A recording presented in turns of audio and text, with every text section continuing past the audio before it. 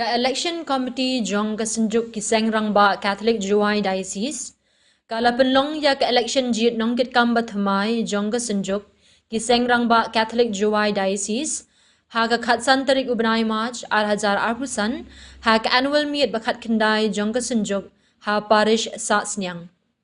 Katkum ka result jong ka election ki nong job bat ki nongkit kam Bathymmai jong ka senjuk ki long kumni. President Shri Henry Manar, Vice President Shri Wendolin Shulai, Secretary General Shri Hubert Trnyang, Joint Secretary General Shri Francis Lathong, Chairman Finance Shri Augustine Kendat, Finance Secretary Shri Leo Lalu, Assistant Finance Secretary Shri Romeo Lamare, Liturgy Secretary Shri Stalbinus Dakhar, Advisor Shri Michael Nongtudu.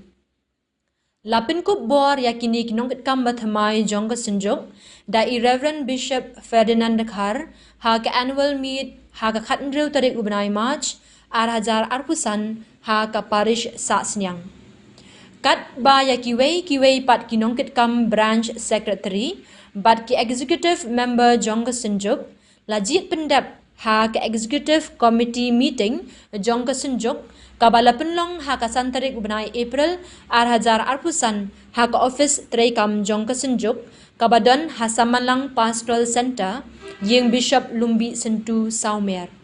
Ki pos belajit thamai kilong publicity secretary Shri Dennis Kurkalang, cultural secretary Shri Francis Langlen, social welfare and relief secretary Shri Demetrius Nongtudu, register and statistician secretary Shri Ricaldus Pasi, food secretary Shri Adalbert Pasa. Lajit yau chairman bat secretary jong ke election committee jong senjuk kumni. Chairman Shri Amin Suting, secretary Shri Kasian Suchiang, ki auditor Shri Savio Sutinga bat Shri Louis Suchiang.